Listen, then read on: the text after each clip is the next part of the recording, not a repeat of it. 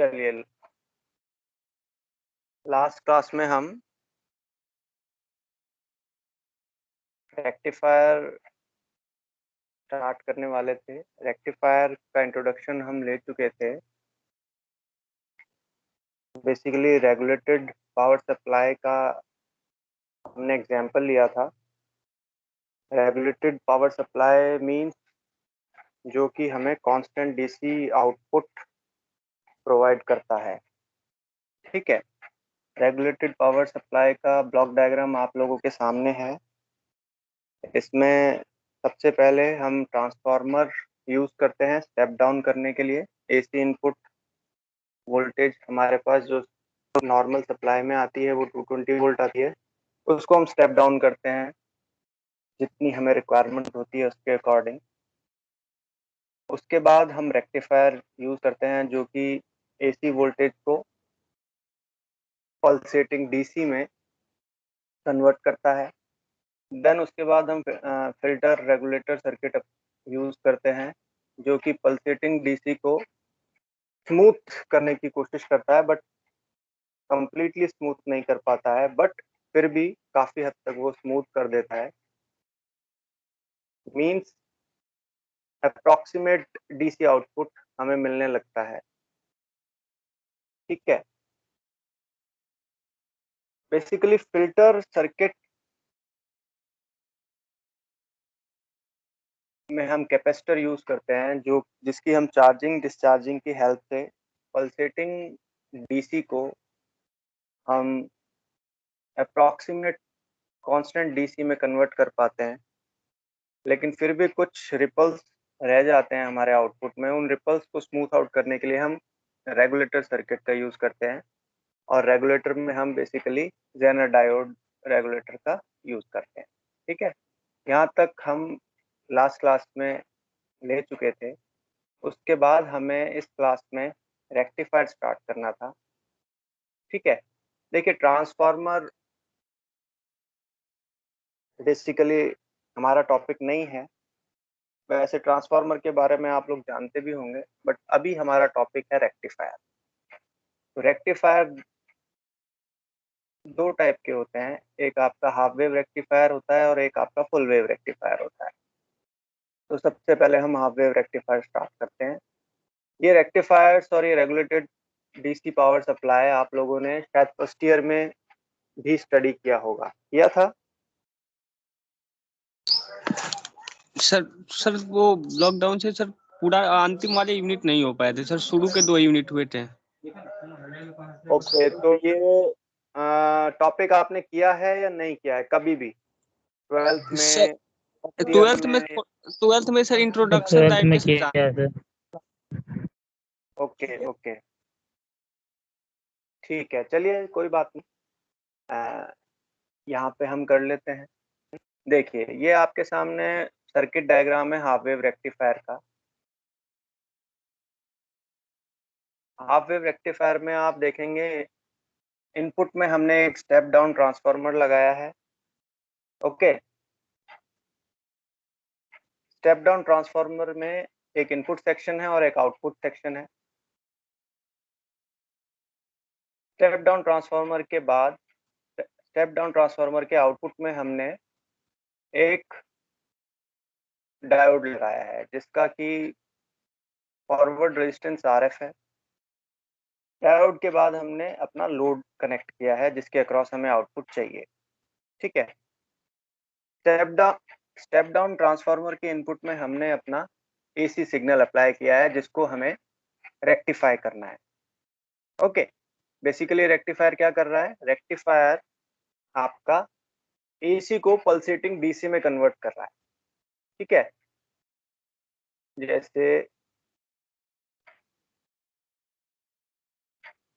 ये देखिए,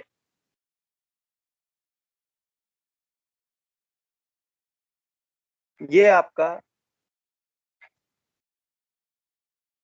AC signal है। रेक्टिफायर में ये सिग्नल हम अप्लाई करेंगे तो रेक्टिफायर क्या करेगा? इस AC सिग्नल को इस सिग्नल में कन्वर्ट कर देगा जो बेसिकली पल्सेटिंग DC सिग्नल है DC लेकिन कांस्टेंट नहीं है, चेंजिंग है। ओके, इसको हम बोलते हैं पल्सेटिंग डीसी। ठीक है, ये वाला जो सिग्नल है ये भी कांस्टेंट डीसी नहीं है, प्योर डीसी नहीं है, इसमें भी आपके चेंजेस आ रहे हैं, लेकिन बट अगर हम इसकी मीन वैल्यू लें, इसकी या इसकी मीन वैल्यू लें, वो हमारी ग्रेटर देन जीरो आ रही है, नॉन जीरो आ रही है।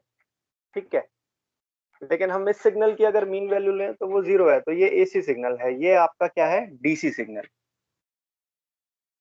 बट प्योर डीसी नहीं है, कांस्टेंट नहीं है, ये भी प्योर डीसी नहीं है, कांस्टेंट नहीं है। ठीक है, चलिए, तो हम बात कर रहे थे रेक्टिफायर की, हाफ वेव रेक्टिफायर की। हाफ वेव रेक्टिफायर क्या करेगा, एसी सिग्नल को पल्सेटिंग डीसी सिग्नल में कन्वर्ट कर देगा। ठीक है, कैसे करेगा वो हम आगे देखेंगे। ये हमारा एसी सिग्नल है, इसको इस सिग्नल में पल्सेटिंग डीसी में कन्वर्ट कर देगा। ठीक है, यहां तक किसी को कोई प्रॉब्लम? एसी सिग्नल क्या है, पल्सेटिंग डीसी क्या है, ये समझ में आया? Yes sir. Yes sir. ठीक है, तो सबसे पहले देखिए सर, ये हमारा हाफ वेव रेक्टिफायर का सर्किट है। मैंने आपको बताया दो टाइप के रेक्टिफायर होते हैं। ठीक है, एक आपका होता है हाफ वेव रेक्टिफायर, एक आपका होता है फुल वेव रेक्टिफायर। ठीक है,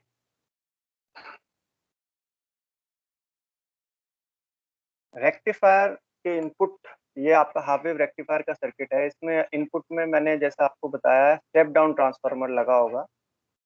step down transformer means input section में टर्न्स ज्यादा हैं और आउटपुट सेक्शन में टर्न्स कम है। ठीक है, तो ये बेसिकली क्या करेगा, एज पर अवर रिक्वायरमेंट हम ट्रांसफार्मर यूज करेंगे, और एज पर अवर रिक्वायरमेंट हमें ये स्टेप डाउन करके दे देगा एसी सिग्नल को। ठीक है, तो सिग्नल हमारा सिनुसाइडल ही रहेगा, लेकिन वो स्टेप डाउन हो जाएगा, मींस उसका एम्पलीट्यूड रिड्यूस हो जाएगा।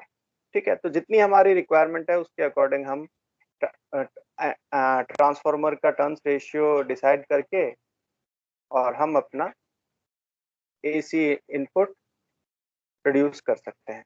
ठीक है, ये एसी इनपुट हमारा अप्लाई होगा ए और बी पॉइंट पर। ए और बी पॉइंट पर आपका सेम सिनोसाइडल सिग्नल होगा, एसी सिग्नल होगा, जिसको हम नाम दे रहे हैं V S is equal to V M sine omega T. ठीक है, अब जैसा कि हम जानते हैं ये हमारा डायोड है। नॉर्मली हम पीएन जंक्शन डायोड यूज करते हैं। डायोड, जैसा कि हम इसकी कैरेक्टरिस्टिक्स पढ़ चुके हैं, फॉरवर्ड बायस में आपका डायोड करंट फ्लो करता है, रिवर्स बायस में वो करंट फ्लो नहीं करता है।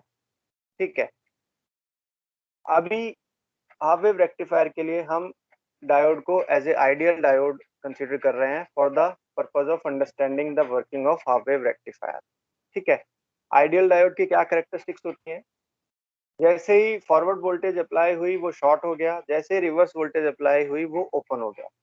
ठीक है, देखिए अभी हमने आइडियल डायोड बोला है, आइडियल डायोड में रेजिस्टेंस भी जीरो होगा।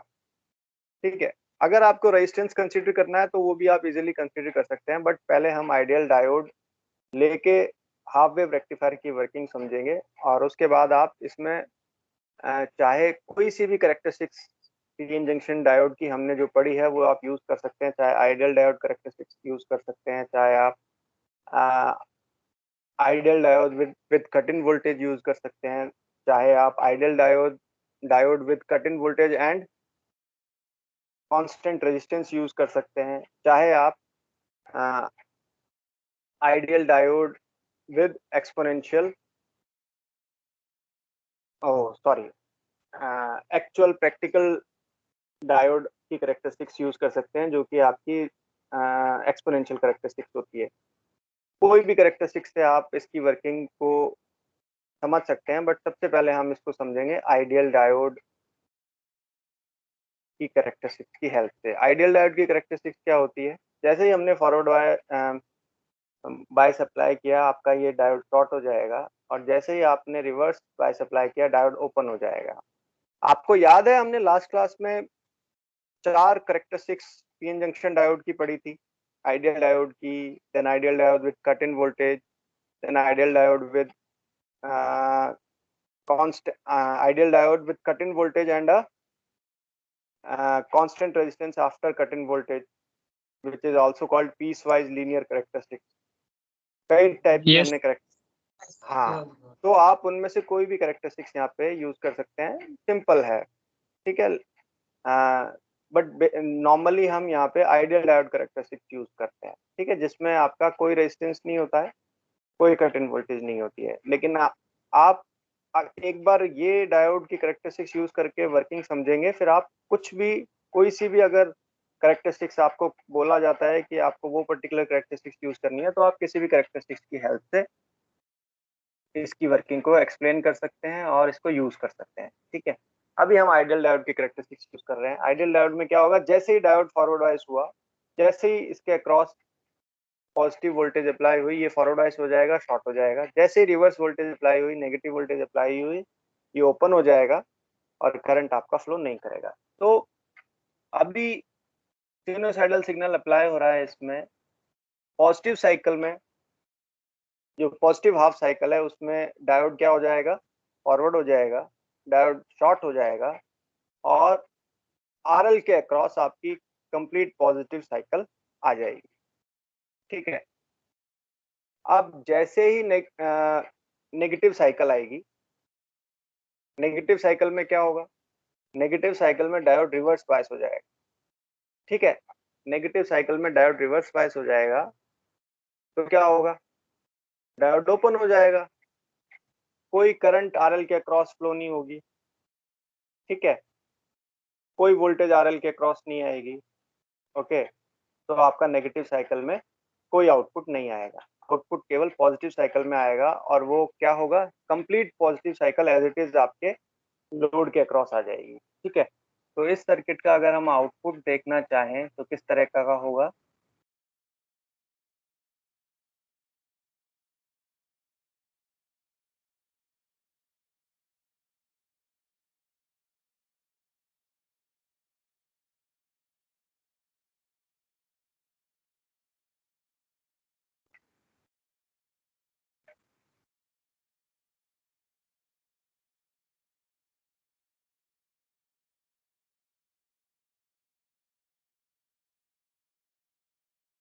देखिए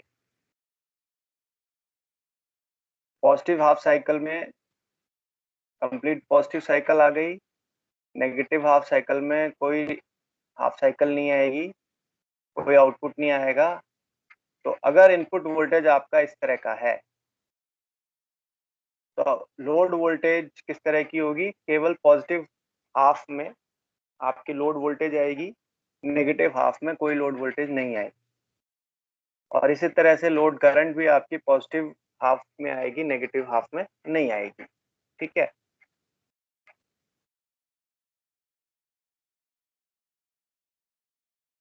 करंट की वैल्यू अगर हम फाइंड आउट करना चाहें, तो करंट की वैल्यू क्या होगी, करंट की वैल्यू आई एल होगी, इनपुट वोल्टेज जो कि V M sine omega T थी, upon total resistance. Total resistance कितना आ रहा है,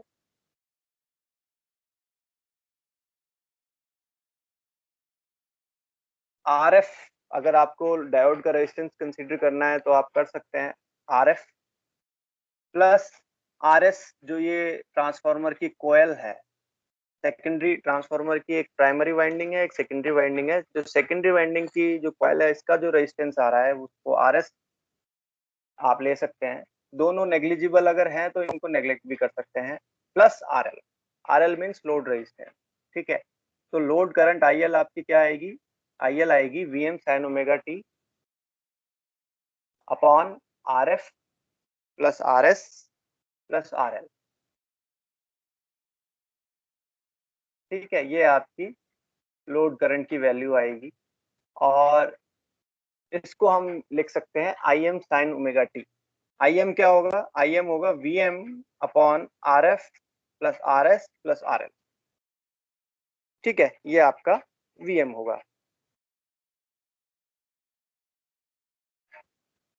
सॉरी, Im होगा। ठीक है, तो इस तरह से लोड करंट आप फाइंड आउट कर सकते हैं।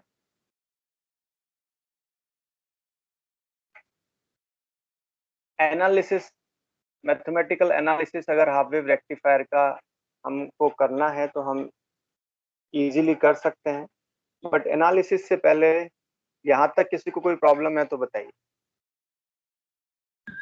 सर जो मुझे sir I L is equal to I M sine omega T sir, एक तो हम लोगों ने पढ़े थे सर, वो तो मतलब जो अल्टरनेटिंग करंट है उसका ना आता है ना sir formula. I equal to I M sine omega T. तो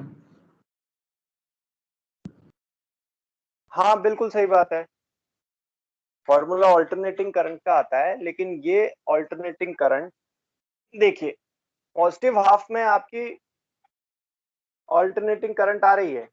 सॉरी, अगर आप उसको ऑल्टरनेटिंग करंट देखिए, sir positive I L half sir में लोड अप्लाई करते तब का करंट है ना। देखिए देखिए देखिए, साइन ओमेगा टी जो है वो आपका एक फंक्शन है। क्या है? एक फंक्शन है। ठीक है, उसको अगर हम प्लॉट करते हैं तो उसकी वेव फॉर्म किस तरह की आती है? उसकी वेव फॉर्म आती है इस तरह की। ठीक है, इस तरह की वेव फॉर्म आ रही है। अब जो लोड करंट है, लोड करंट या लोड वोल्टेज हम लें, उसकी वेव फॉर्म पॉजिटिव साइकिल में तो इसी तरह की आ रही है, लेकिन नेगेटिव साइकिल में वेव फॉर्म जीरो है जीरो सर। आ रही है। तो वो जो I L is equal to I M sine omega T है, उसमें ओमेगा टी आपका 0 टू पाई होगा। समझ रहे हैं? पाई टू 2 पाई तो कोई आउटपुट आ ही नहीं रहा। तो यस सर। हाँ, पाई टू 2 पाई तो आपका कोई आउटपुट आ ही नहीं रहा है, तो पाई टू 2 पाई आपका लोड करंट ही 0 है। लेकिन 0 टू पाई अगर आपको मैथमेटिकली शो करना है, करंट की वैल्यू मैथमेटिकली रिप्रेजेंट करनी है करंट की वैल्यू, तो कैसे करेंगे? फंक्शन तो साइन ओमेगा टी है ना। Yes sir. समझ में आ गई बात? ये सर और लिमिट कोई वहां पर डाउट? फिक्स कर देंगे, जीरो से पाई तक ही जाना है सर हमें। भाई लिमिट फिक्स, देखिए ये तो पहले ही ऑलरेडी पहले ही क्लियर है कि लोड करंट और लोड वोल्टेज हमें नेगेटिव साइकिल में मिल ही नहीं रही है। ठीक है, ये यस सर। केवल, हाँ, जहां ये पॉजिटिव साइकिल में मिल रही है और उसमें इसकी वैल्यू ये है, I L is equal to I M sine omega T. ठीक है, इसको आप ओमेगा टी की लिमिट के लिए रख लो, omega T from 0 to pi, this value from pi to 2 pi 0। इस तरह से भी आप मैथमेटिकली आप रिप्रेजेंट, एक्चुअल में अगर आपको करना है तो इस तरह से करेंगे। ठीक है, यस सर। अगर आपको कंप्लीटली आईएल को डिफाइन करना है तो आईएल आप किस तरह से डिफाइन करेंगे? IL is equal to I M sine omega T from T 0 to, from omega T 0 to pi, okay, and from omega T pi to 2 pi IL is 0।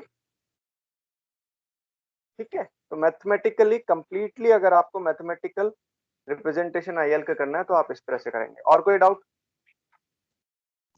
No sir. आगे चले? Yes sir.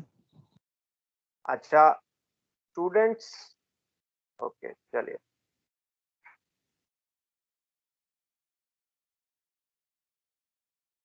Mathematical analysis करते हैं further half wave rectifier का। Average current की value अगर हम find out करना चाहें तो क्या होगी? Average current,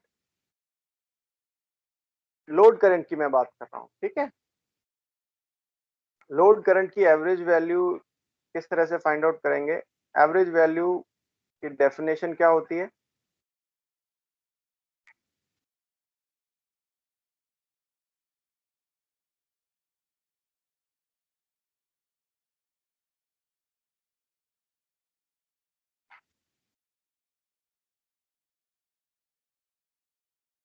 I average means basically I DC value. ठीक है, for complete cycle I DC की वैल्यू कितनी आ रही है? Average value is that value.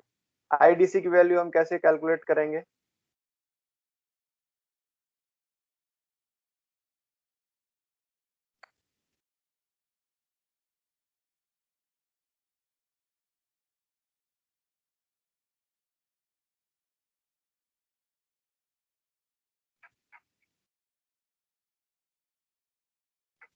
बताइए जरा कोई भी। सर सर वो हम लोगों ने सर 12th में पढ़े थे सर, Im/√2 आता था सर, वो फॉर्मूला याद है सर? नहीं नहीं, 12th की छोड़िए, अभी बताइए। सर यही एवरेज, सर सर एवरेज देखिए सर हम, यही होता है सर, 0 से 2t करते थे और 1/t। नहीं नहीं, देखिए देखिए देखिए देखिए, एवरेज, ये हमारे पास लोड करंट आ गई, ठीक है, हमें इसकी एवरेज वैल्यू फाइंड आउट करनी है। मींस, एवरेज वैल्यू मींस, सबसे पहले तो आप एक साइकिल पे फोकस कीजिए। एक cycle means from 0 to 2 pi, ठीक है, यहाँ पे 2 साइकिल्स शो की हुई हैं। अभी आप केवल एक साइकिल पे फोकस कीजिए, क्योंकि एक साइकिल पे में जो एवरेज वैल्यू होगी वही सारी साइकिल्स में ओवरऑल एवरेज वैल्यू होगी, ठीक है। एवरेज वैल्यू मींस, जैसे आप लोगों के पास एक 5 रुपए का नोट है, ठीक है, अम्म,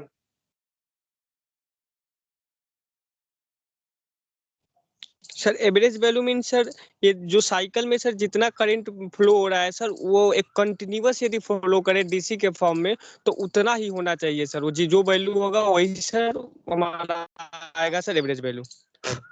हाँ बिल्कुल सही बात है, बिल्कुल सही बात है। तो अब ये कैलकुलेट कैसे करें? ये आपके पास वेवफॉर्म है, कैसे कैलकुलेट करेंगे? सर इंटीग्रेशन करेंगे सर।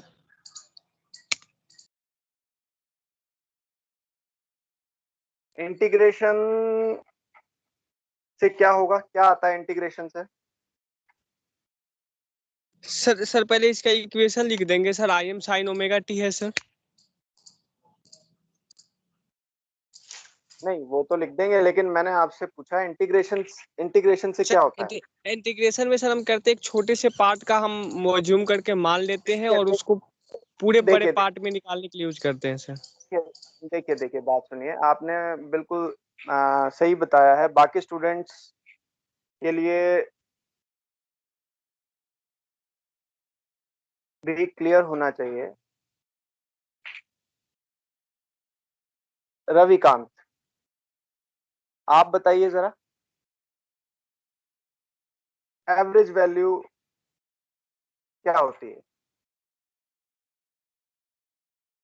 एवरेज में सर यही करते हैं सर, ये इस वाले में तो I = Im sin⍵t करके, अगर सर 0 से 2 पाई तक नहीं निकालना है तो सर नहीं नहीं नहीं नहीं नहीं, देखिए वो एक अलग इशू है कि हम करते क्या हैं, फाइंड आउट कैसे करते हैं। मैंने आपसे पूछा एवरेज वैल्यू होती क्या है।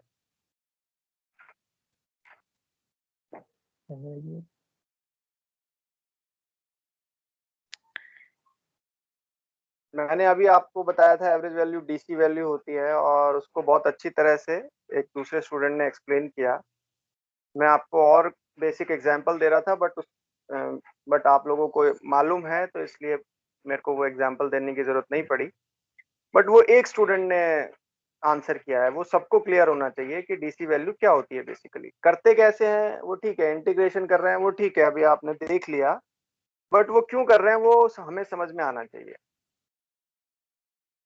तो बेसिकली देखिए, लोड करंट इस तरह से फ्लो हो रही है, हमें एवरेज वैल्यू फाइंड आउट करनी है। मींस वो वैल्यू जो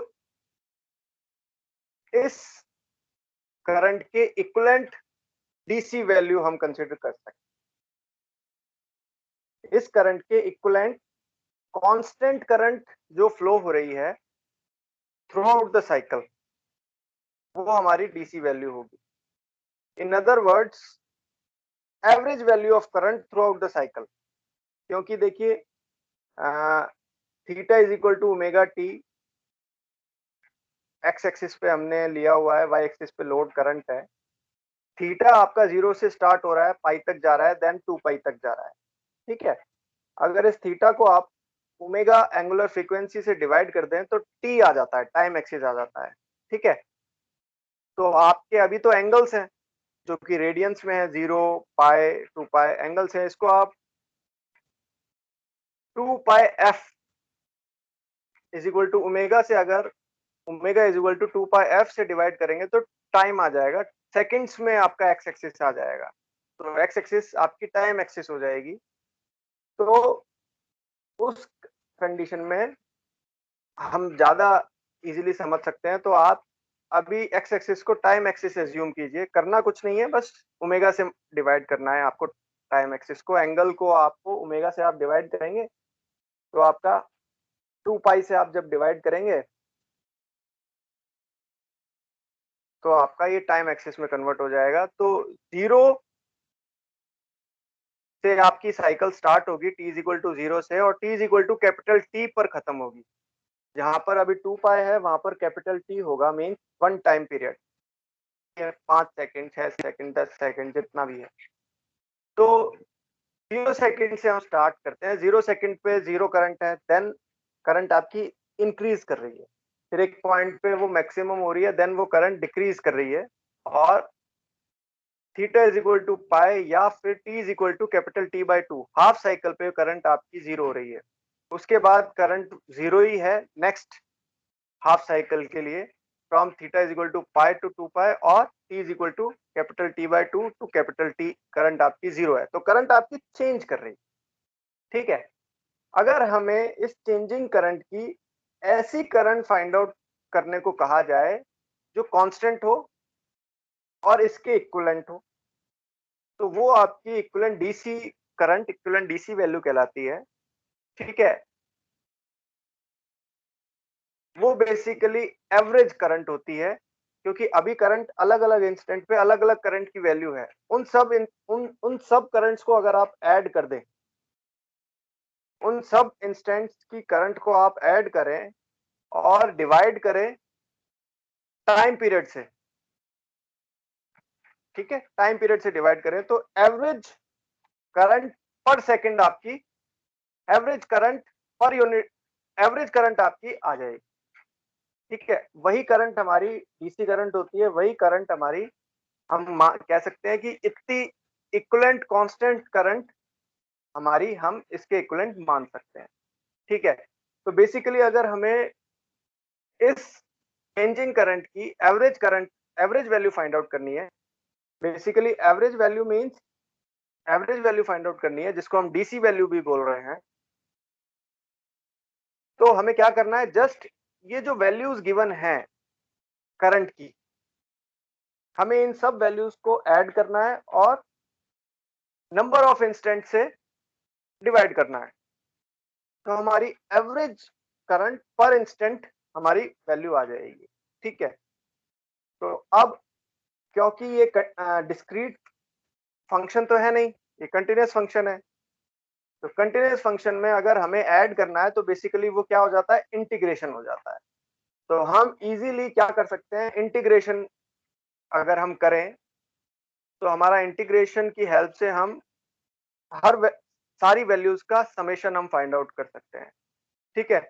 ये केवल इस पर्टिकुलर एग्जांपल की बात नहीं है, आप कोई भी प्लॉट गिवन है, अगर आपको उस प्लॉट की एवरेज वैल्यू फाइंड आउट करनी है, कोई भी मान लीजिए कोई भी प्लॉट है, वाई एक्सिस पे कोई वेरिएबल है, एक्स एक्सिस पे डिपेंडेंट वेरिएबल है, वाई एक्सिस पे इंडिपेंडेंट वेरिएबल है, इंडिपेंडेंट वेरिएबल डिपेंडेंट वेरिएबल पे डिपेंड कर रहा है, इंडिपेंडेंट वेरिएबल आपका कांस्टेंट नहीं है, इंडिपेंडेंट वेरिएबल जो वाई एक्सिस पे है, सॉरी एक्स एक्सिस पे है, डिपेंडेंट वेरिएबल यहाँ पे लोड करंट है, इंडिपेंडेंट वेरिएबल आपका टाइम है। कोई भी प्लॉट हो, ये तो अभी हम लोड करंट की बात कर रहे हैं, कोई भी प्लॉट हो, अगर उसकी एवरेज वैल्यू अगर आपको फाइंड आउट करनी है तो मेथड इज सेम, आपको उसका इंटीग्रेशन करना पड़ेगा, इंटीग्रेशन से आपकी टोटल समेशन आ जाएगा हर वैल्यू का, और आपको उसको डिवाइड करना पड़ेगा जो आपके एक्स एक्सिस पे जो वैल्यू है। एक्स एक्सिस पे क्या वैल्यू है, एक्स अगर आप थीटा से डिवाइड करते हैं तो 2 पाई है, और अगर टी टाइम से डिवाइड करते हैं तो कैपिटल टी है, जो उसका टाइम पीरियड है, तो आपको उसकी एवरेज वैल्यू आ जाएगी। ये चीज क्लियर है कि या किसी किसी को डाउट है इसमें? क्लियर है सर। Yes sir. हाँ रविकांत।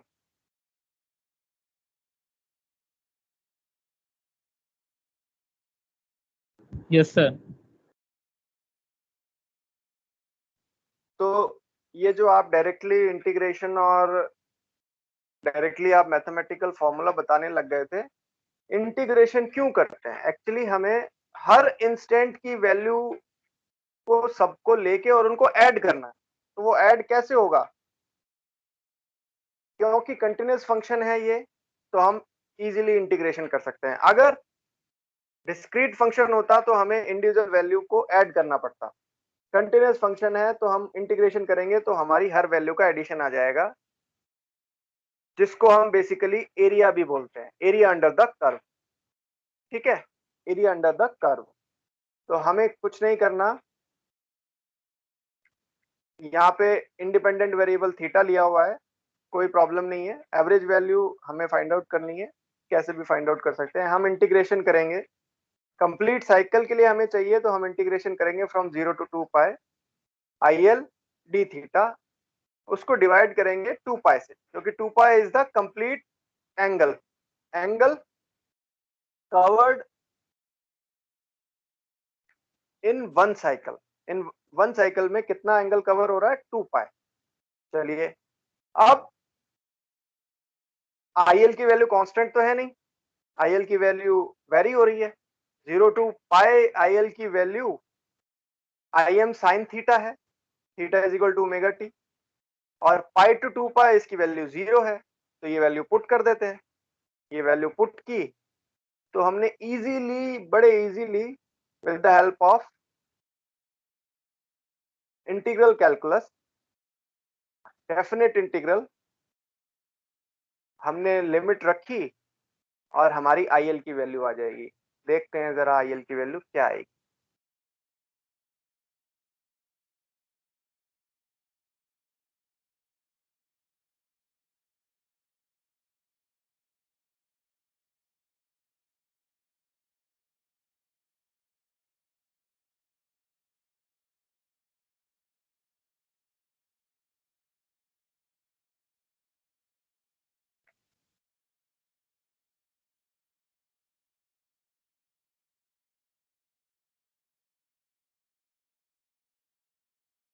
लिमिट हम रखेंगे, हमारे पास आईएल की वैल्यू आ गई इस तरह से, आई एम बाई पाई। पाई आप जानते हैं, पाई की वैल्यू कितनी होती है? 3.14। ठीक है, 1/3.14 करेंगे, वैल्यू आ गई 0.318 IM। IM क्या है? IM is the maximum value of the load current. Maximum value को आप 0.318 से मल्टीप्लाई करेंगे, आपको इक्विवेलेंट डीसी वैल्यू पता चल जाएगी।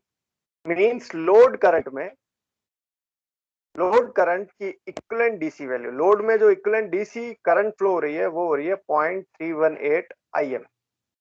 It is a constant current. Actual में करंट वेरी कर रही है, बट उसकी इक्विवेलेंट डीसी वैल्यू आपकी क्या होगी? 0.318 IM। ओके,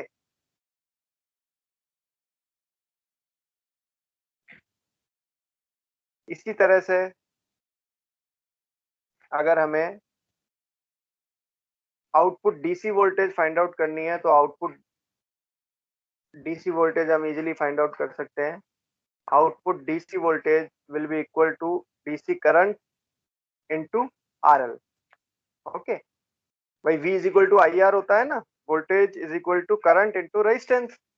तो लोड करंट यस हमें सर, मालूम ओम्स चल लॉ। गया। हाँ, लोड करंट यस हमें सर, मालूम ओम्स चल लॉ गया। से। हाँ, आईडीसी हमें मालूम चल गया, तो हम आईडीसी को लोड रेजिस्टेंस से मल्टीप्लाई करेंगे तो लोड वोल्टेज आ जाएगी VDC। ठीक है, तो आईडीसी की वैल्यू हमारे पास है IM बाई पाई, इसको आप RL से मल्टीप्लाई कर देंगे तो हमारी क्या आ जाएगी? VDC। ठीक है, अच्छा एक बात और, जैसे टॉपिक के स्टार्टिंग में एक स्टूडेंट ने कहा कि सर सिनुसाइडल वोल्टेज की जो डीसी वैल्यू आती है वो IM बाई 2 पाई आती है, इस तरह का कुछ बोला था ना, IM बाई 2 इस तरह से। तो देखिए, आप लोगों को याद नहीं करना है, वो कंप्लीट साइकिल थी। रटना नहीं है आपको, ये चीजें आपको खुद फाइंड आउट करना है, समझना है। ठीक है, वो कंप्लीट साइकिल थी, ये क्या है, हाफ साइकिल है। ठीक है, तो वो वैल्यूज कंप्लीट साइकिल के लिए आप याद रख सकते हैं, उनको यूज कर सकते हैं, लेकिन ये हाफ साइकिल है, हाफ साइकिल की वैल्यू अलग आएंगी। तो अगर आपको याद नहीं है तो आप इस मेथड से फाइंड आउट कर सकते हैं, यही मेथड यूज करके आपने कंप्लीट साइकिल के लिए वैल्यूज वो फाइंड आउट की होंगी। ठीक है, बट वो कंप्लीट साइकिल थी, ये हाफ साइकिल है, दोनों वैल्यूज अलग अलग आएंगी। Point number 1। पॉइंट नंबर 2, ये बात ठीक है कि आप लोगों को मालूम है कि इंटीग्रेशन करेंगे फिर डिवाइड करेंगे, लेकिन इंटीग्रेशन हमने क्यों किया, ये चीज हमें क्लियर होना चाहिए।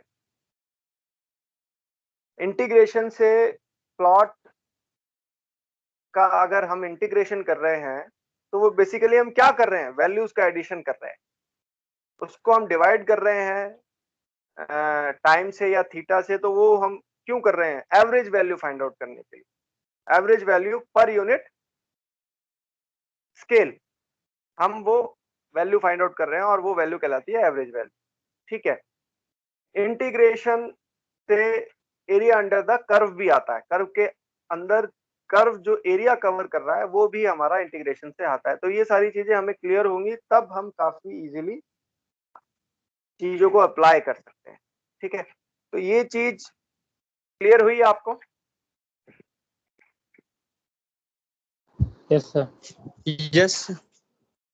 हाँ, एग्जाम्पल बेसिकली मैं ये दे रहा था कि जैसे मान लीजिए क्लास में आज 3 स्टूडेंट्स हैं, एक के पास 5 रुपीज है, एक के पास 10 रुपीज है, एक के पास 15 रुपीज है। ठीक है, एक के पास 5 है, एक के पास 10 है, एक के पास 15 रुपीज है। ठीक है, अब value of rupees per student, value of rupees per student very हो रहे हैं। एक एक के पास 5 है, एक के पास 10 है, ठीक है, एक के पास 15 है। लेकिन अगर हम फाइंड आउट करें average value of rupees per student in the class, तो वो कैसे हम फाइंड आउट करेंगे, 5 प्लस 10 प्लस 15। ठीक है,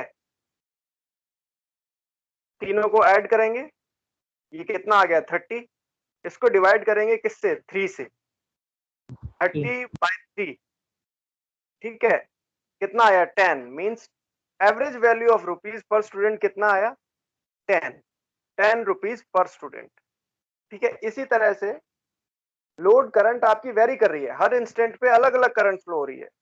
लेकिन अगर हम equivalent DC value find out करना चाहें, मींस इस एसी के इक्विवेलेंट डीसी कितनी करंट फ्लो हो रही है लोड में, तो हम क्या करेंगे, DC value basically average value होती है, तो हम क्या करेंगे,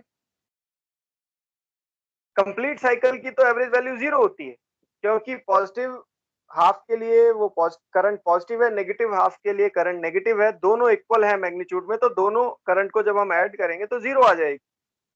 तो average current AC complete cycle के लिए 0 होती है, लेकिन यहाँ पर केवल पॉजिटिव हाफ साइकिल है। तो अब पॉजिटिव हाफ साइकिल में करंट है, नेगेटिव में नहीं है, और पॉजिटिव हाफ साइकिल में भी करंट कांस्टेंट नहीं है, करंट चेंज हो रही है। तो हम कैसे फाइंड आउट करेंगे, हर इंस्टेंट की करंट को लेंगे और ऐड करेंगे और उसको डिवाइड करेंगे जो हमारा एक्स एक्सिस पे हमने जो भी स्केल लिया है, थीटा या टी। अब क्योंकि ये कंटिन्यूअस फंक्शन है तो हम क्या कर सकते हैं, इंटीग्रेशन कर सकते हैं। इंटीग्रेशन बेसिकली एडिशन ही करता है, इंटीग्रेशन क्या करता है, बेसिकली एडिशन करता है। डिस्क्रीट अगर फंक्शन होगा तो हम इंडिविजुअली ऐड कर लेंगे, कोई प्रॉब्लम नहीं है। जैसे आपके रुपीज पर स्टूडेंट जो थे वो डिस्क्रीट फंक्शन थे, एक के पास 5 है, एक के पास 10 है, एक के पास 15 है, तो हम ऐड कर देंगे। लेकिन अगर ये वेरिएशन कंटिन्यूअस वेरिएशन होता तो हम इंटीग्रेशन की हेल्प से बहुत इजीली एडिशन फाइंड आउट कर सकते हैं। तो हमारे पास इंटीग्रेशन करेंगे, एडिशन आ जाएगा। अगर कर्व इस तरह का है कि हम उस एरिया अंडर द कर्व बड़े इजीली फाइंड आउट कर सकते हैं। फॉर एग्जांपल मान लीजिए स्क्वायर वेव होती, साइनोसॉइडल की जगह स्क्वायर वेव होती, तो हम स्क्वायर का एरिया बहुत इजीली फाइंड आउट कर सकते हैं। तो हमें इंटीग्रेशन का फॉर्मूला अप्लाई करने की भी जरूरत नहीं है, हम डायरेक्टली उसका एरिया लेंगे, वो हमारा एडिशन आ जाएगा। ठीक है, तो area under the curve, basically integration जो होता है वो एरिया अंडर द कर्व होता है। तो एरिया अंडर द कर्व लेंगे, हमारा एडिशन आ जाएगा, उसको हम डिवाइड करेंगे, जो हमारा एक्स एक्सिस पे हमने स्केल लिया है, थीटा लिया है तो थीटा से डिवाइड करेंगे, टी लिया है तो टी से डिवाइड कर देंगे, तो वही हमारी DC value per unit scale आ जाएगी। ठीक है, तो आईडीसी हमारी आ गई है 0.318 IM। ओके, बताइए कॉन्सेप्ट क्लियर हुआ? Yes sir. अच्छा, ये यस बताइए सर। क्या ये चीज आपको पहले से क्लियर थी क्या, ये भी बताइए।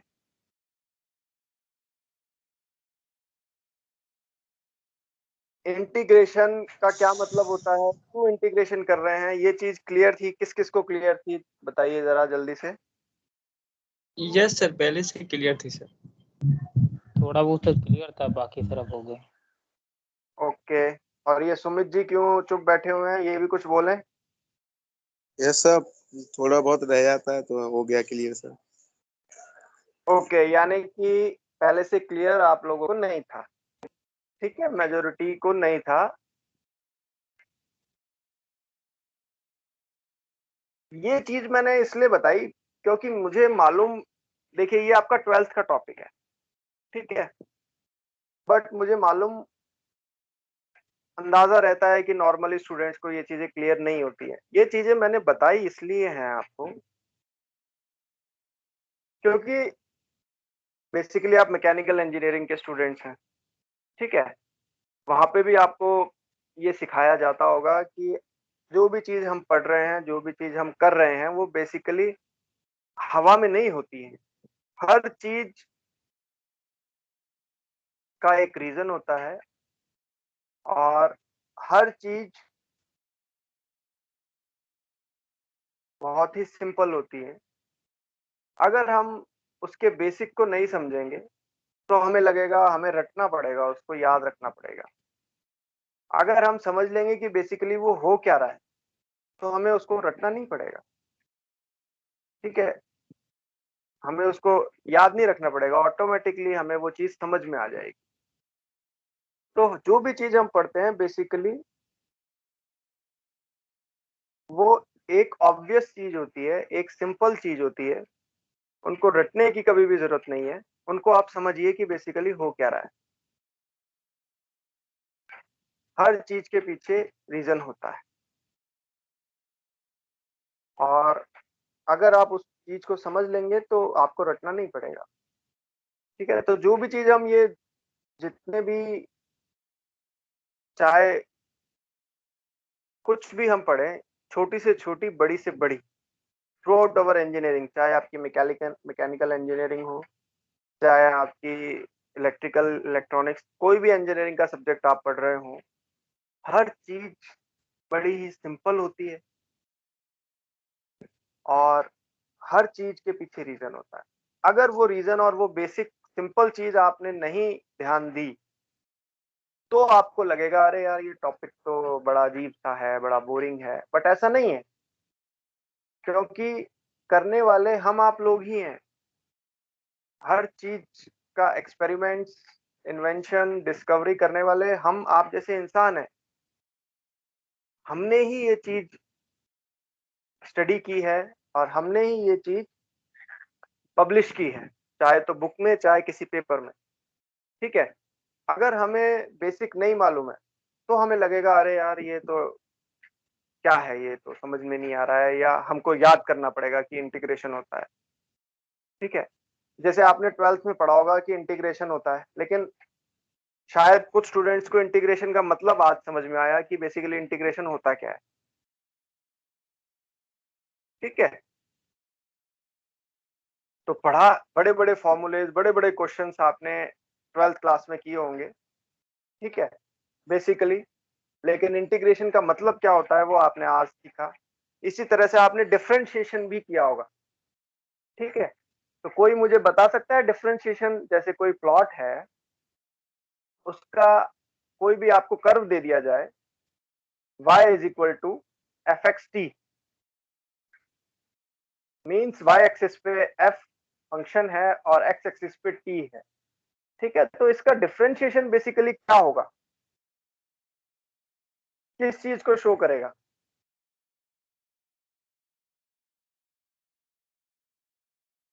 एक स्ट्रेट लाइन है fxt, सर आप सुनिए, सर रुकिए fxt is a straight line t, means y is equal to t, आपके पास एक फंक्शन है y is equal to fxt is equal to t, ठीक है, एक फंक्शन है, मीन्स एक स्ट्रेट लाइन है, ठीक है, जिसका स्लोप 1 है। इसका आपको डिफरेंशिएशन करना है, ठीक है। तो डिफरेंशिएशन फॉर्मूला आपको मालूम है, dt बाई dt आप लगाएंगे, आ जाएगा 1। तो डिफरेंशिएशन fx का क्या आ जाएगा, 1। आप एक कांस्टेंट लाइन प्लॉट कर देंगे, दिस इज 1, ठीक है। लेकिन बेसिकली डिफरेंशिएशन है क्या? डिफरेंशिएशन है उस कर्व का, उस प्लॉट का slope at particular instant. Straight line जो हमने अभी प्लॉट की वो t है, उसका स्लोप क्या है? उसका स्लोप 1 है, कांस्टेंट है, इसलिए उसका डिफरेंशिएशन 1 आ गया। लेकिन जैसे ही आप फंक्शन को चेंज करके टी स्क्वायर करेंगे तो वो एक पैराबोलिक फंक्शन आ जाएगा, उसका स्लोप हर इंस्टेंट पे चेंज हो रहा है, ठीक है, और वो इंक्रीज हो रहा है, ठीक है। तो आपको मालूम होना चाहिए कि स्लोप क्या होता है और वो किस तरह से चेंज हो रहा है। आप सिंपल फॉर्मूला लगा के डिफरेंशिएशन तो कर देंगे, डिफरेंशिएशन टी स्क्वायर का क्या आ जाएगा, 2t, ठीक है। लेकिन ये आपको बिल्कुल क्लियर होना चाहिए कि बेसिकली एक्चुअल में ये क्या है, कैसे स्लोप चेंज हो रहा है, कैसे ये प्लॉट आ रहे हैं।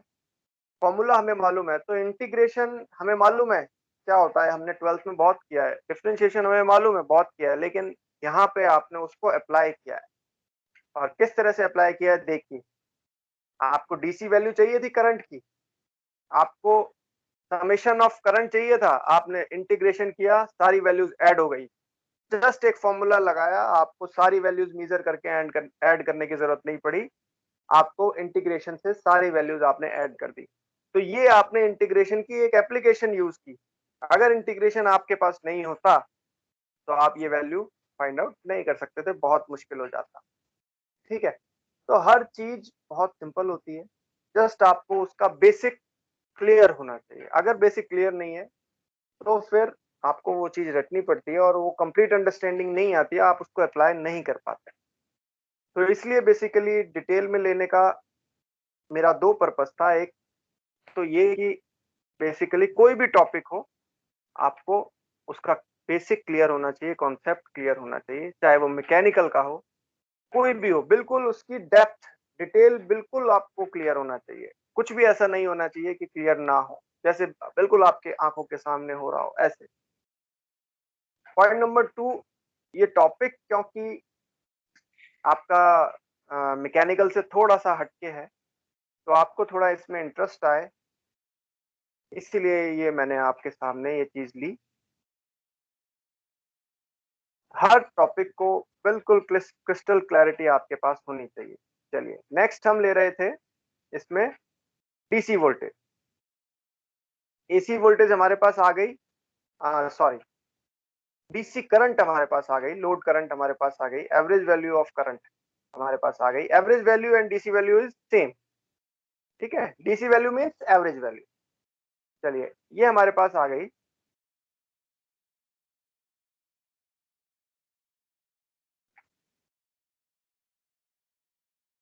तो हमें डीसी वोल्टेज अगर हमें फाइंड आउट करनी है तो डीसी वोल्टेज के लिए हम क्या करेंगे, डीसी करंट को रेजिस्टेंस से मल्टीप्लाई कर देंगे। रेजिस्टेंस क्या है, आरएल, आरएल से मल्टीप्लाई कर दिया, ठीक है, हमारे पास क्या आ गया, डीसी वोल्टेज आ गई। तो डीसी वोल्टेज अक्रॉस लोड हमारे पास आ गया। ठीक है, ये आगे थोड़ा सा इसमें हमने मैनिपुलेशन किया हुआ है। कैसे मैनिपुलेशन किया हुआ है, IM की वैल्यू पुट कर दी है। IM की वैल्यू हम जानते हैं ये वाली है, VM upon RS plus RF plus RL। अगर RS RF आप इंक्लूड करते हैं तो इंक्लूड कर सकते हैं, अगर ये नेग्लिजिबल है तो इनको नेग्लेक्ट कर सकते हैं। बेसिक नॉर्मली RL की वैल्यू RS और RF से ज्यादा होती है काफी, तो हम ये दोनों वैल्यूज नेग्लेक्ट कर देते हैं। ठीक है, देखिए यहाँ पे हमने ये वैल्यूज नेग्लेक्ट की हुई हैं। ठीक है, तो VDC आपका क्या आ गया, VM/पाई। VDC भी आपका आ गया 0.318 VM। IDC भी आपका 0.318 IM आया है, VDC भी आपका 0.318 VM आया है। ठीक है, IM और VM में क्या रिलेशनशिप है वो आपको मालूम होना चाहिए। IM और VM में क्या रिलेशनशिप है, IM is VM upon RS plus RF plus RL। ठीक है, चलिए तो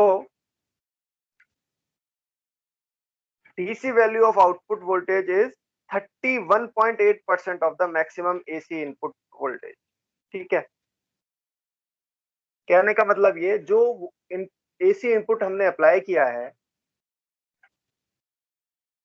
ट्रांसफार्मर सेकेंडरी में, जो AC इनपुट हमारा आया है उसकी मैक्सिमम वैल्यू VM है।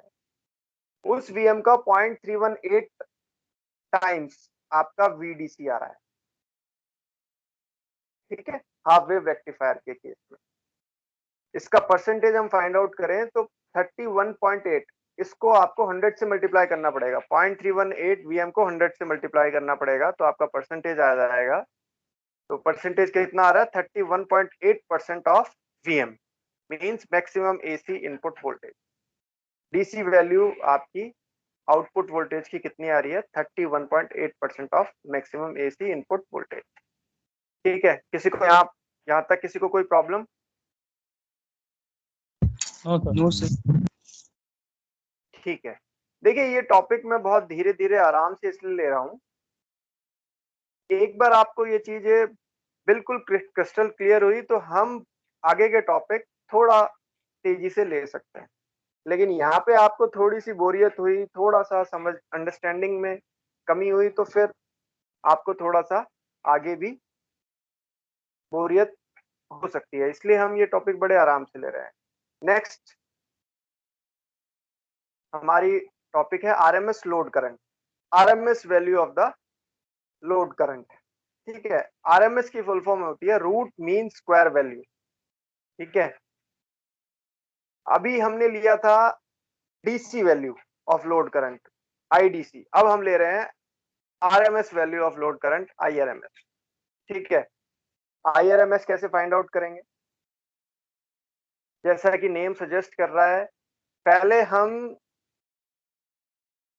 लोड करंट, हाँ कौन बोल रहा है, बोलिए क्या बात है।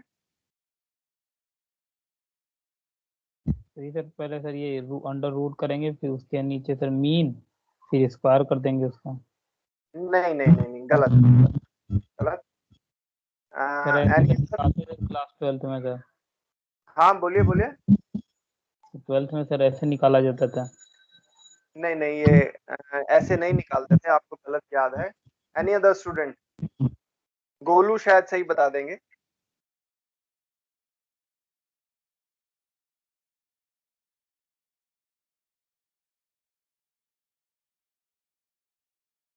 Any other student? देखिए हमें बेसिकली क्या करना है, पहले लोड करंट का स्क्वायर लेना है, उसको स्क्वायर करना है। हर इंस्टेंट पे जो लोड करंट की वैल्यू है, पहले तो हमने DC IDC के केस में क्या किया था, वैल्यूज को सबको एज इट इज ऐड कर दिया था। अभी हमको हर वैल्यू को स्क्वायर करना है। ठीक है, स्क्वायर करने के बाद फिर हम एवरेज लेंगे जो कि मीन कहलाता है। एवरेज को हम मीन भी बोलते हैं, मीन वैल्यू। तो पहले स्क्वायर करेंगे, फिर हम मीन लेंगे, उसका एवरेज लेंगे। ठीक है, जैसे हमने पहले एवरेज लिया था, पहले हमने सारी वैल्यूज को एडिशन करके उसको डिवाइड किया था टोटल टाइम वैल्यू या थीटा वैल्यू से। अभी हम स्क्वायर करेंगे, फिर हम एडिशन करेंगे, फिर हम डिवाइड करेंगे टोटल थीटा वैल्यू या टाइम वैल्यू से, और फिर उस वैल्यू का रूट ले लेंगे। ठीक है, तब आएगा आपका RMS value, root mean square value. ठीक है, देखें कैसा, देखिए कैसे करेंगे।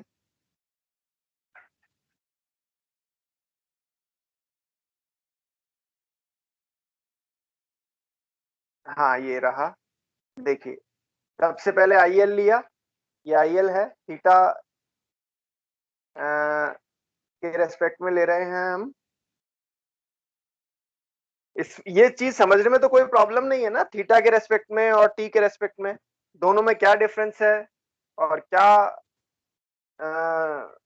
डिफरेंस है, और किस तरह से हम दोनों ले सकते हैं, इसमें तो कोई आपको समझने में प्रॉब्लम नहीं आ रही है ना थीटा और टी में। No sir. ये तो क्लियर है ना। चलिए कोई आप में से बताइए, गोलू के अलावा थीटा और टी में क्या डिफरेंस है, और क्यों हम थीटा भी ले सकते हैं और टी भी ले सकते हैं।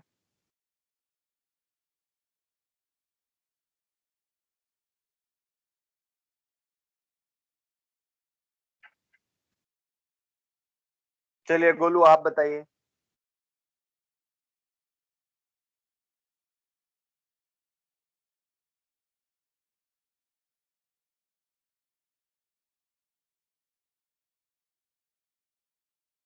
क्या हुआ, कोई प्रॉब्लम?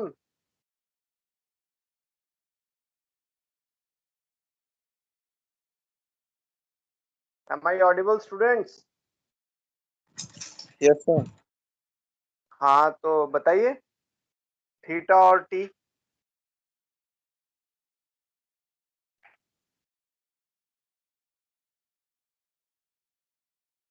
मेरे को वापस से पिछली स्लाइड में जाना पड़ेगा, शायद आप लोगों को ये चीज क्लियर नहीं है।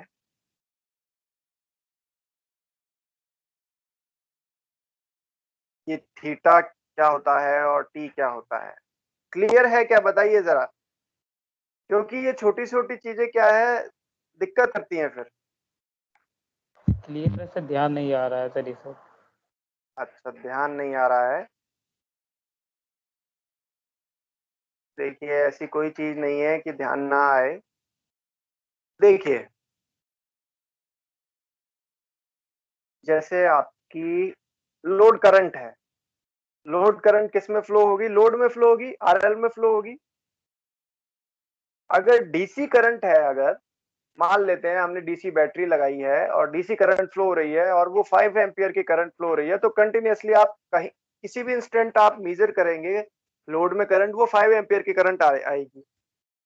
लेकिन अगर करंट आपकी सिनुसाइडली वेरी कर रही है, जैसे कि इस केस में कर रही है, तो अलग अलग इंस्टेंट पे अलग अलग करंट आएगी। ठीक है, अलग अलग इंस्टेंट पे अलग अलग करंट आएगी, और वो करंट की वैल्यू सिनुसाइडल सिग्नल की तरह, सिनुसाइडल फंक्शन की तरह वेरी करेगी। सिनुसाइडल फंक्शन की तरह वो करंट वेरी करेगी। ठीक है, सिनुसाइडल फंक्शन क्या होता है, देखिए सिनुसाइडल फंक्शन ये होता है, इसको हम लिख सकते हैं जैसे अगर ये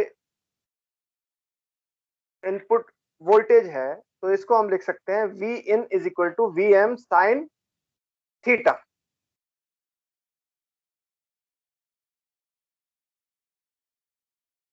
ठीक है,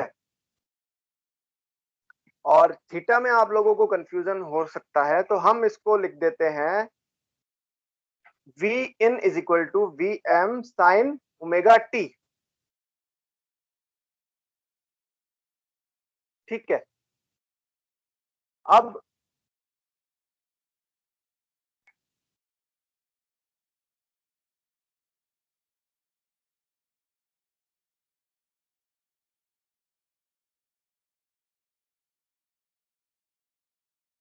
इसको प्लॉट करते हैं तो प्लॉट इस तरह से आ रहा है। जब हम लिखेंगे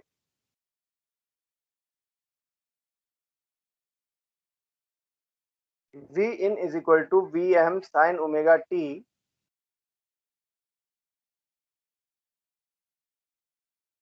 तो x एक्सिस पे आपका ओमेगा टी आएगा, ठीक है। x एक्सिस पे ओमेगा टी आएगा,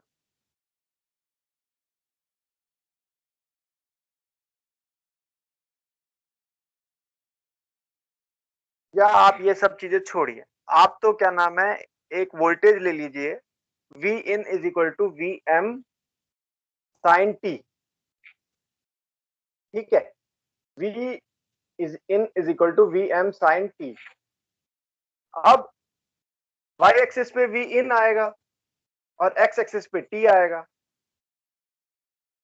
अब sin t का प्लॉट क्या होता है? sin t का प्लॉट आप जानते हैं, सिनुसाइडल वेव आपकी आ जाएगी y एक्सिस पे, ठीक है। जो प्लॉट आएगा आपका सिनुसाइडल वेव का प्लॉट आ जाएगा, ठीक है। क्योंकि आप अलग अलग t की वैल्यू के लिए sin t की वैल्यू फाइंड आउट करेंगे, क्योंकि sin t आप जानते हैं, sin की आप वैल्यू जानते हैं, sin की वैल्यू लाई करती है फ्रॉम -1 टू +1। ये चीज आप जानते नहीं जानते हैं? sin की वैल्यू, यस हाँ, sin की वैल्यू होती है -1 टू +1, ठीक है। तो t की वैल्यू, t मतलब 0 second, 1 second, 2 second, 3 second, 4 second, आप ऐसे वैल्यू पुट करते जाएंगे, sin t की वैल्यू आप फाइंड आउट कर लेंगे, ठीक है। तो वो आप प्लॉट कर देंगे। लेकिन आप ये जानते हैं कि t को जब हम ओमेगा से मल्टीप्लाई करते हैं, ओमेगा मीन्स एंगुलर फ्रीक्वेंसी, ठीक है। तो वो t को जब हम टाइम को जब हम एंगुलर फ्रीक्वेंसी ओमेगा से मल्टीप्लाई करते हैं तो बेसिकली क्या आ जाता है? ओमेगा टी हो जाता है। ओमेगा क्या होता है? 2 पाई एफ। ओमेगा क्या होता है? 2 पाई एफ, ठीक है। अब 2 पाई एफ को जब आपने t से मल्टीप्लाई किया, ठीक है, तो f और t, f इज फ्रीक्वेंसी और t इज टाइम।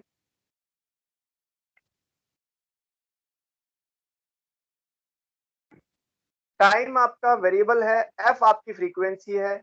f आपका क्या होगा? f होगा 1 upon time period, 1 upon capital T, ठीक है।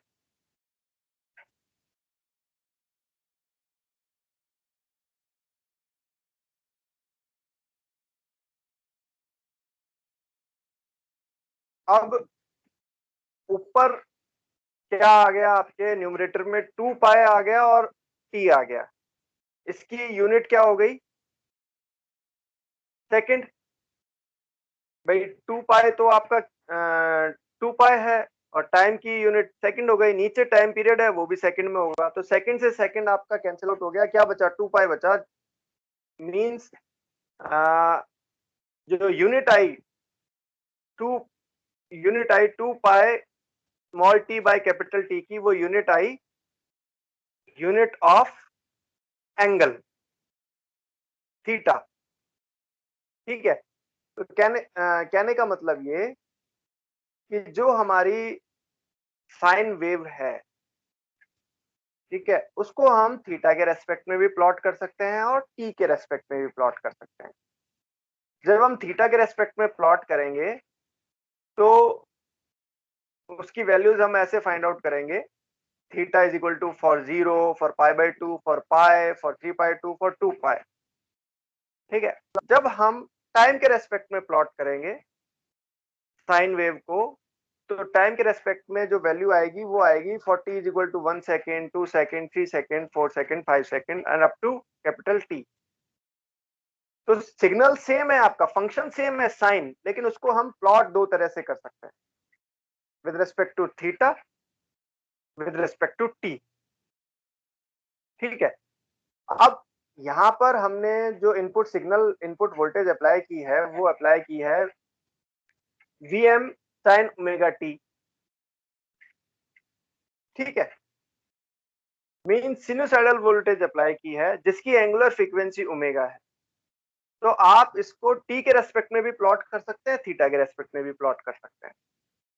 ठीक है, यहाँ पर हमने जो डायग्राम शो किए हैं वो थीटा के रेस्पेक्ट में शो किया है। बेसिकली तो जो आपकी करंट हो, ये वोल्टेज जो होगी वो टाइम के रेस्पेक्ट में होगी। टाइम जैसे जैसे वेरी करेगा वोल्टेज आपकी वेरी करेगी, लेकिन हम उसको, अगर उसका प्लॉट हमें शो करना है तो हम वो थीटा के रेस्पेक्ट में भी शो कर सकते हैं और टी के रेस्पेक्ट में भी शो कर सकते हैं।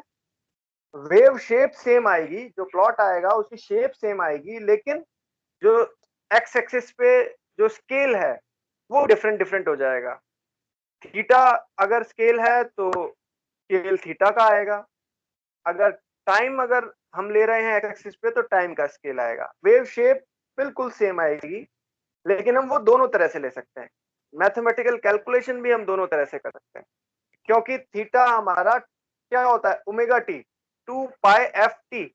थीटा से हम टी ला सकते हैं, टी से हम थीटा ला सकते हैं, दोनों आपस में रिलेटेड है। ठीक है, साइन की वैल्यू अगर थीटा के रेस्पेक्ट में आप प्लॉट कर रहे हैं तो आप ऐसे प्लॉट करेंगे, फ्रॉम फॉर साइन 0 π/2 के लिए, पाई के लिए, 3π/2 के लिए, 2π के लिए, फिर ऐसे आपकी इंक्रीज होती जाएगी। टी के रेस्पेक्ट में टाइम इंक्रीज होता जाएगा। ठीक है, आप दोनों में से किसी के भी रेस्पेक्ट में ये चीज प्लॉट कर सकते हैं। ठीक है, सर तो कोई कंफ्यूज होने की जरूरत नहीं है कि सर ये थीटा क्या है। अरे थीटा कुछ नहीं है, थीटा टाइम पे डिपेंड कर रहा है। जैसे जैसे आपका टाइम इंक्रीज हो रहा है वैसे वैसे थीटा इंक्रीज हो रहा है। और रिलेशनशिप क्या है, theta is equal to omega t, 2π/f t। Just sir battery low हो रही है, मेरे फोन की लीव कर सकता हूँ सर? सुबह से कंटिन्यू क्लास चल रही है तो सर बैटरी लो हो गई है। ओके, बैटरी लो, कौन बोल रहा है ये? सर सुमित सुमित। बोल रहा ओके ओके, ठीक है, ओके, यू मे गो। हूँ। Thank you sir.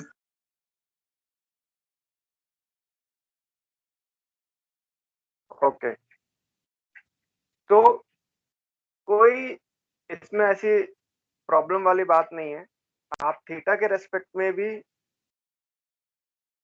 एनालिसिस कर सकते हैं और टाइम के रेस्पेक्ट में।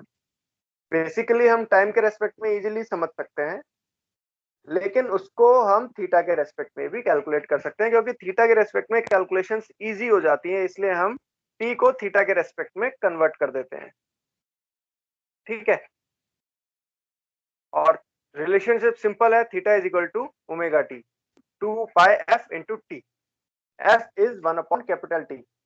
Capital T is your time period, t is your time variable. ठीक है, तो ये इतनी सी बात है, मेरे ख्याल अब आप लोगों को क्लियर हो गई होगी।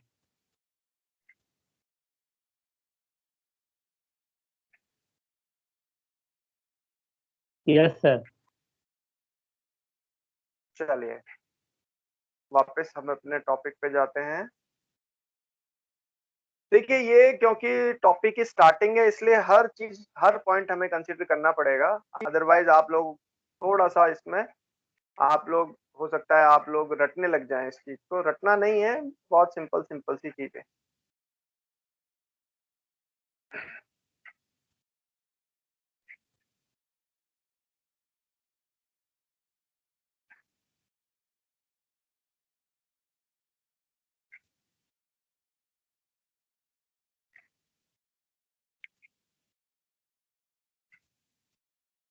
चलिए, तो हम बात कर रहे थे आरएमएस वैल्यू की। हाँ भाई, क्लास आपकी 1 घंटे से ज्यादा हो गई है, ओवरलोड तो नहीं हो रहे आप लोग? आगे का नेक्स्ट क्लास में लेना है या अभी कवर कर सकते हैं?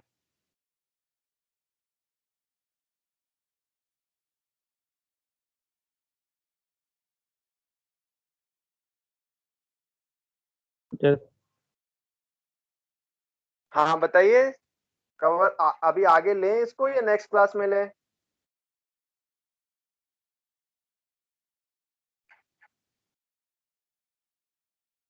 जैसा सर आप चाहें। भाई हमारी देखिए कल हो सकता है आप लोगों की छुट्टी हो, ठीक है, और हमारी हाँ सर एक दो कल क्लास पहले पहले भी नहीं हुई है, तो हम चाह रहे हैं कि थोड़ा सा ये टॉपिक ले लें। अ, चलिए केवल आरएमएस वैल्यू ले लेते हैं, उसके बाद फिर हम आगे का बाद में लेंगे, ठीक है। आरएमएस वैल्यू क्या होती है? आरएमएस वैल्यू के लिए हमें क्या करना पड़ेगा? हर वैल्यू को स्क्वायर करना पड़ेगा और फिर उसको ऐड करेंगे और फिर हम डिवाइड करेंगे टोटल आपकी एक्स वैल्यू से, एक्स एक्सिस पे जो वैल्यू है। हम थीटा में भी काम कर सकते हैं, टी में भी काम कर सकते हैं, क्योंकि थीटा में काम करना इजी है इसलिए हम थीटा में काम करेंगे, ठीक है। वैल्यू में कोई डिफरेंस नहीं आएगा, जो अल्टीमेट वैल्यू जो फाइनल आंसर हमारा आएगा उसमें कोई डिफरेंस नहीं आएगा। तो आई एल थीटा हमारे पास है, हम उसको स्क्वायर करेंगे, तो देखिए हमने स्क्वायर किया, उसको फिर ऐड करेंगे। एडिशन के लिए हमारे पास इंटीग्रेशन है, हमने 0 to 2 पाई इंटीग्रेट कर दिया। टोटल एक्स वैल्यू 2 पाई है थीटा की। अगर टी लेते तो हम कैपिटल टी से डिवाइड करते, थीटा ले रहे हैं तो टोटल थीटा वैल्यू 2 पाई है, तो हमने 2 पाई से डिवाइड किया। उसके बाद हम क्या कर रहे हैं? स्क्वायर स्क्वायर रूट ले रहे हैं। Square root means power half, ठीक है। स्क्वायर रूट जो होता है वो बेसिकली क्या होता है? पावर लेनी होती है हमें, कितनी पावर लेनी होती है? 1/2, ठीक है। जिस तरह से हम स्क्वायर के लिए 2 पावर लेते हैं, उसी तरह से स्क्वायर रूट के लिए हम 1/2 पावर लेते हैं। 1/2 means square root, power 1/2 means square root, ठीक है। चलिए अब आई एल की वैल्यू 0 to पाई के लिए अलग है, पाई to 2 पाई के लिए अलग है, तो हमने वैल्यूज पुट की। वैल्यूज पुट करने के बाद हमारा जो कैलकुलेशन हम करेंगे सिंपल मैथमेटिकल कैलकुलेशन है, डेफिनेट इंटीग्रल है ये। डेफिनेट इंटीग्रल आप करेंगे, आईआरएमएस आपका आ जाएगा Im/2। क्या आ रहा है? Im/2। कंप्लीट साइकिल के लिए जब आप कंप्लीट सिनुसाइडल वेव के लिए आरएमएस वैल्यू फाइंड आउट करते थे, तो वो आती थी Im/√2। लेकिन यहाँ पर वैल्यू क्या आ रही है? Im/2, क्योंकि ये कंप्लीट साइकिल के लिए नहीं है, ये है हाफ साइकिल के लिए, पॉजिटिव साइकिल के लिए केवल हम आरएमएस वैल्यू हमारी आ रही है और वो आ रही है Im/2, ठीक है।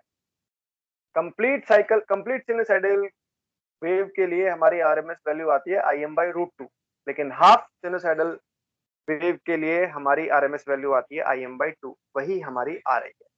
तो आरएमएस वैल्यू क्या आएगी करंट की? Im/2।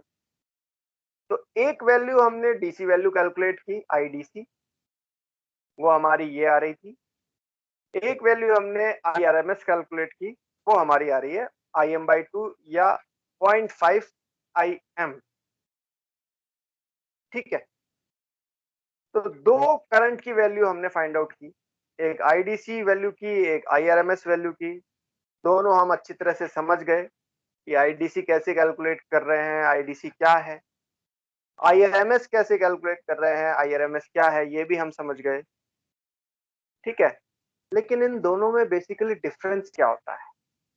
आईडीसी क्या शो करती है, आईआरएमएस क्या शो करती है, ये आपके 12th क्लास का क्वेश्चन है और ये मैं आप लोगों से नेक्स्ट क्लास में, क्लास की स्टार्टिंग में ही पूछूंगा।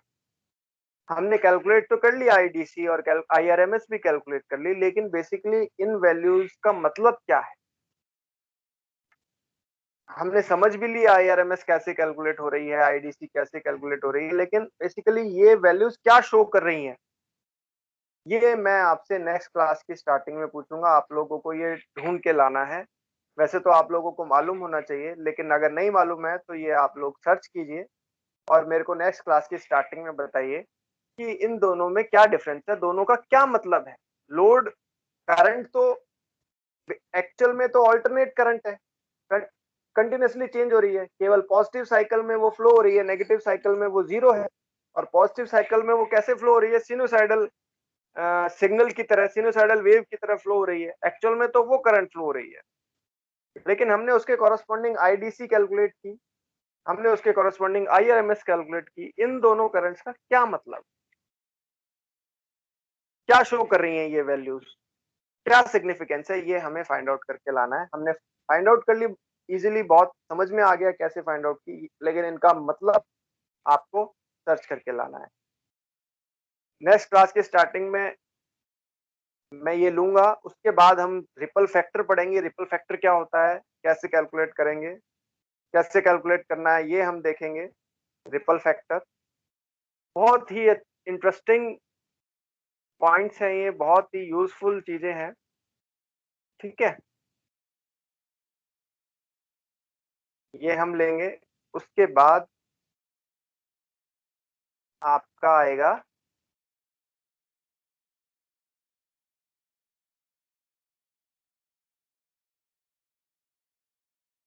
Rectification efficiency. जो आपका हार्वे रेक्टिफायर है, जो एसी को पल्सेटिंग डीसी में कन्वर्ट कर रहा है, मींस रेक्टिफिकेशन कर रहा है, एसी का रेक्टिफिकेशन कर रहा है, रेक्टिफाई कर रहा है वो, तो उसकी एफिशिएंसी कितनी है सर्किट की, वो हम फाइंड आउट करेंगे। पीक इनवर्स वोल्टेज हम फाइंड आउट करेंगे, जो डायोड है, ठीक है, उस डायोड की पीक इनवर्स वोल्टेज कितनी होनी चाहिए, कितनी पीक इनवर्स वोल्टेज का हमको डायोड यूज करना पड़ेगा, वो हम फाइंड आउट करेंगे, समझेंगे। रिपल फ्रीक्वेंसी फाइंड आउट करेंगे, वोल्टेज रेगुलेशन हम फाइंड आउट करेंगे। ये कुछ वैल्यूज हम फाइंड आउट करेंगे और इनको समझेंगे कि इनका क्या मतलब है, इनका क्या यूज है, क्या सिग्निफिकेंस है, ये हम समझेंगे नेक्स्ट क्लास में। एक बार ये हमने समझ लिया तो आगे के टॉपिक तो हम आराम से तेजी से कर सकते हैं, ठीक है। ये छोटे छोटे से जो टॉपिक हैं ये हम नेक्स्ट क्लास में लेंगे। चलिए अभी के लिए हम यहीं पे स्टॉप करते हैं। बाकी स्टूडेंट्स को भी आप लोग बोलिए कि क्लासेस में आए। मैं जानता हूं कि ये क्लास आपकी 2 बजे से स्टार्ट होती है और इससे पहले आपके 5 लेक्चर्स ऑलरेडी हो चुके होते हैं। ये आपका 6th या 5th लेक्चर है शायद, तो आप लोग थके हुए होते हैं, लेकिन देखिए बहुत ही लिमिटेड लेक्चर हैं आपके वीक में। आज ही का दिन होता है थोड़ा सा बर्डनसम, स्किप मत कीजिए, क्योंकि आपको टॉपिक ये, कई टॉपिक ऐसे होते हैं इजी होते हैं, लेकिन कई पॉइंट्स ऐसे होते हैं जो हो सकता है आपको भी फायदा पहुंचाएं, आपको आपकी अंडरस्टैंडिंग भी इंक्रीज करें। तो क्लासेस आप स्किप ना किया कीजिए। कोई अर्जेंट रीजन है तो मैं नहीं कहता कि आप लोग, मैं फोर्स नहीं करूंगा उसके लिए। अर्जेंट रीजन अगर है, अगर अर्जेंट रीजन नहीं है तो क्लासेस स्किप ना कीजिए, ठीक है। और अगर अभी आप लोग, जो मैंने आपको नेक्स्ट क्लास के लिए सर्च करके लाने के लिए कहा है, अगर आप अभी उसका आंसर दे पाए, ठीक है, आईडीसी और आईआरएमएस, ये दोनों करंट्स का क्या सिग्निफिकेंस है, क्या डिफरेंस है, क्या वैल्यू है, क्या मतलब है इनका, तो बहुत अच्छा होगा आप में से कोई बता पाए आईडीसी और आईआरएमएस क्या डिफरेंस है दोनों में।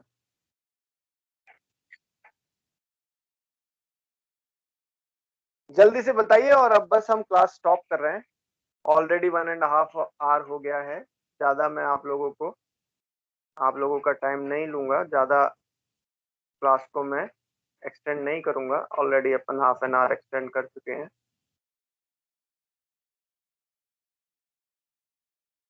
किसी को कुछ अंदाजा है आईडीसी और आईआरएमएस दोनों में क्या डिफरेंस है? यस सर, सर वो सर वो सर इस एक मिनट सबसे फार्मूला पहले सर होता अगर 1 मिनट रुकिए। गोलू आप बोलिए, आपने पहले बोलना स्टार्ट किया है।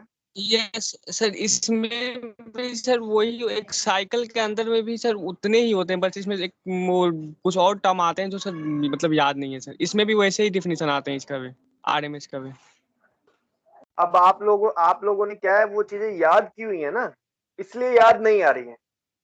ठीक है, एक पुरानी कहावत है जो इंजीनियरिंग के लिए बहुत ही सही मायने में अप्लाई होती है कि कहावत कुछ इस तरह से है कि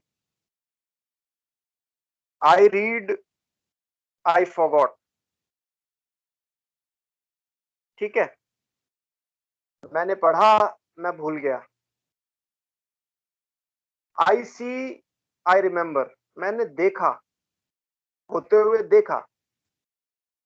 ठीक है, तो मुझे याद रह गया, थोड़ा बहुत कुछ मेरे दिमाग में याद रह गया। ठीक है, लेकिन अगर नेक्स्ट आता है आई डू आई लर्न, मैंने किया और मैं समझ गया। फॉर एग्जाम्पल हम लेते हैं साइकिल का। साइकिल चलानी आप सीखते हैं, तो अगर आप साइकिल चलाने के बारे में पढ़ेंगे, ठीक है, तो क्या आप साइकिल चला पाएंगे? आपको थोड़ा थोड़ा याद रहेगा कि हाँ ऐसे पेडल मारते हैं और ऐसे ये होता है, और आप भूल ही जाएंगे आप तो। लेकिन जब आप किसी को साइकिल चलाते हुए देखेंगे तो आपको याद रहेगा, हाँ हाँ हाँ, ऐसे ऐसे चलाते हैं, ऐसे ऐसे चलाते हैं। लेकिन देखने से क्या आपको आ जाएगी साइकिल चलानी? नहीं आएगी।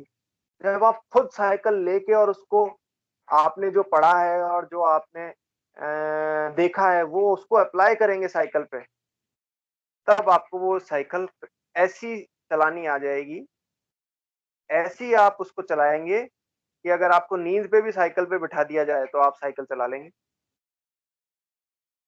ठीक है, तो यही कहावत है कि आई रीड आई फॉरगॉट, मैंने पढ़ा तो मैं भूल गया। आई सी आई रिमेम्बर, मैंने देखा तो मुझे याद रह गया। लेकिन जब मैंने व्हेन आई डू, जब मैंने किया, देन आई लर्न, तो मुझे समझ में आ गया। ठीक है, आई डू आई लर्न। तो हर चीज को करना बहुत जरूरी है, हर चीज को समझना बहुत अच्छी तरह से जरूरी है। ऐसे समझिए कि आप उसको कर रहे हैं तो आपको वो ऐसे समझ में आ जाएगा कि आप ये नहीं कहेंगे कि सर कुछ डेफिनेशन थी और मैं वो याद नहीं आ रही है। ठीक है, तो हर चीज को इंजीनियरिंग में ये बहुत जरूरी है। इंजीनियरिंग में ये पूरी तरह से लागू होती है, क्योंकि इंजीनियरिंग में आपको डेफिनेशन लिखनी नहीं है। ठीक है ना, आपको उसको अप्लाई करना है। आपको गियर दे दिए जाएंगे, आपको उसको अप्लाई करना पड़ेगा जो आपने पढ़ा है। तो वो अप्लाई आप कब कर पाएंगे? जब आप उसको पढ़ेंगे, उसको देखेंगे, फिर आप उसको करेंगे। केवल आप पढ़ेंगे तो फिर आपका ऐसा ही होगा, अरे सर वो डेफिनेशन थी, ऐसे ही कुछ था, वो याद नहीं आ रहा है। ठीक है, समझ में आई बात?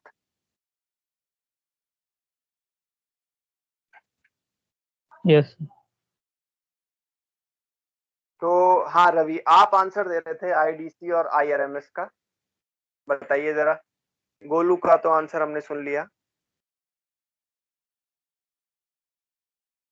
तो इसमें सर एक फार्मूला सर होता था, I sir IDC to IRMS upon square root.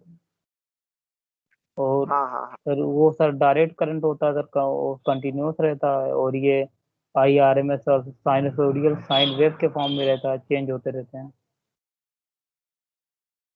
Okay.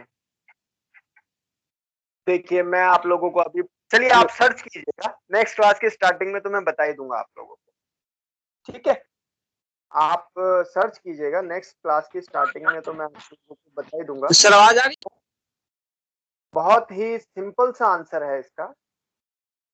ठीक है, बहुत ही है? सर सिंपल सा आवाज आंसर। आ रहा है? सर, हाँ बोलिए बोलिए बोलिए गोलू बोलिए। सर वो सर मेरे दिमाग से सर वो मोबाइल ऑफ हुए सर, जो हाफ सर्कल में जितना करंट फ्लो होता है ना सर, वही रूट मीन में आरएमएस वैल्यू होती है सर। नहीं नहीं नहीं नहीं नहीं, मैं इसका बहुत एक लाइन का आंसर है, 2 शब्दों में आंसर है इसका। मैं आपको अभी बता सकता हूँ, लेकिन आप इसको सर्च करके लाइएगा। नेक्स्ट क्लास में अपन इसको, नेक्स्ट क्लास की स्टार्टिंग में केवल 1 और 2 मिनट्स में अपन इसको समझ लेंगे और यहीं से अपन अपना नेक्स्ट टॉपिक स्टार्ट करेंगे, रिपल फैक्टर। ठीक है, बहुत सिंपल, 2 मिनट ओके लगेंगे अगर आप सर्च भी करेंगे तो। ठीक है, अभी के लिए हम यहीं पे स्टॉप करते हैं और बाकी स्टूडेंट्स को भी आप लोग बोलिए कि वो लोग भी आए। ठीक है, ऐसे क्लासेस आपकी बहुत लिमिटेड होती हैं, उनमें से आप क्लासेस स्किप कर देंगे तो कैसे काम चलेगा। लास्ट वीक भी आप लोगों ने एक क्लास अटेंड नहीं की थी और एक शायद अटेंड की थी आप लोगों ने और एक क्लास में आप लोग नहीं आए थे। तो आपकी केवल लास्ट वीक एक ही क्लास हो पाई थी। ठीक है, तो आइए, आप कंटिन्यूसली आइए। कोई अर्जेंट रीजन है तो मैं फोर्स नहीं करूंगा। चलिए, इसी के साथ यहीं पे हम स्टॉप करते हैं आपकी क्लास। ठीक है, नेक्स्ट क्लास में मिलते हैं हम। ठीक है, okay, thank you Thank you. Sir. Thank you, thank you.